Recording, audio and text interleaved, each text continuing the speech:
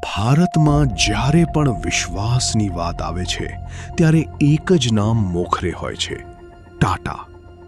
રતન ટાટાના મૂલ્યો અને નૈતિકતા પર આખો દેશ આંખ મીચીને ભરોસો કરે છે. હજારો મધ્યમવર્ગીય માતાપિતા પોતાની દીકરીઓને સુરક્ષિત માનીને ટાટા જેવી કંપનીમાં નોકરી કરવા મોકલે છે. પણ શું થાય જ્યારે આ જ વિશ્વાસના કિલ્લામાં કોઈ આંતરિક દુશ્મન ઘૂસી જાય? નાસિકની TCS ઓફિસમાં જે બન્યું તેણે સમગ્ર દેશના વિશ્વાસને હચમચાવી દીધો છે. આ ઘટનાનું કેન્દ્રબિંદુ છે નિદા ખાન, જે નાસિક TCSમાં HR મેનેજરના હોદ્દા પર બેઠી હતી. ટાટાનું નામ તેના માટે એક ઢાલ હતું. તેણે જાણ્યું હતું કે ટાટા નામના કારણે કોઈ જલ્દી શંકા નહીં કરે. આ સત્તાનો દુરુપયોગ કરીને તેણે પોતાનું એક છૂપું મિશન શરૂ કર્યું, ધર્માંતરણનું મિશન. નિદા ખાનનું નિશાન ખૂબ જ સ્પષ્ટ હતું. ઓફિસમાં આવતી નવી, પ્રતિભાશાળી અને આસ્તિક હિન્દુ યુવતીઓ. વાર્તા અહીં વળાંક લે છે જ્યારે આ દીકરીઓને ઓફિસના કામને બદલે ધાર્મિક વાતોમાં ફસાવવાની કોશિશ શરૂ થઈ.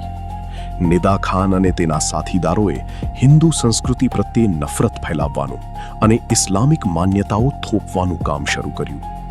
જે દીકરીઓ પોતાની મહેનતથી ટાટા જેવી મોટી સંસ્થામાં પહોંચી હતી, તેમને ત્યાં નમાઝ પઢવા માટે મજબૂર કરવામાં આવી.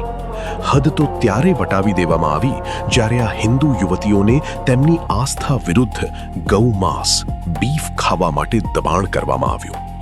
જે યુવતીઓ આનો વિરોધ કરતી, નિદા ખાન તેમને કેરિયર બરબાદ કરવાની ધમકી આપતી અને વરિષ્ઠ અધિકારીઓ દ્વારા તેમનું જાતીય શોષણ કરાવી તેમને માનસિક રીતે તોડી નાખતી.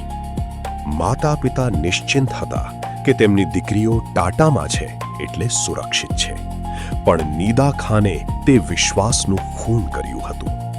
જ્યારે પીડિતોએ ફરિયાદ કરવાની કોશિશ કરી ત્યારે નિદા ખાને HR તરીકે તે બધી જ ફરિયાદો કચરાપેટીમાં નાખી દીધી. તેણે ટાટા જેવી ગ્લોબલ કંપનીના એથિક્સ, મૂલ્યોને કચડીને ત્યાં પોતાનું ધાર્મિક સામ્રાજ્ય ઊભું કરવાનો પ્રયાસ કર્યો. પણ પાપના ઘડાની મર્યાદા હોય છે. નાસિક પોલીસે જ્યારે આ મામલાની ગંભીરતા જોઈ ત્યારે 7 મહિલા પોલીસ કર્મીઓ હાઉસકીપિંગ સ્ટાફ બનીને ઓફિસમાં ઘૂસી. ટાટાની ઓફિસમાં છુપાયેલા આ ઝેરીલા સાપોને પોલીસે પકડ્યા.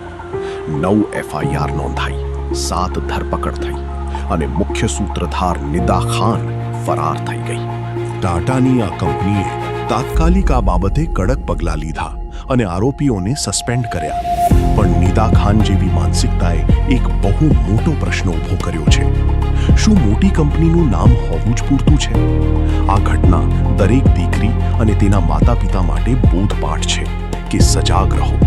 કંપની ગમે તેટલી મોટી હોય, જો કોઈ તમારી આસ્થા કે સુરક્ષા સાથે રમત રમે તો અવાજ ઉઠાવવામાં મોડું ન કરો. સચેત રહો, સુરક્ષિત રહો. ક્યારેય પણ આવું કંઈ થતું હોય, ડર્યા વગર અવાજ ઉઠાવો. જય હિન્દ, જય શ્રી રામ.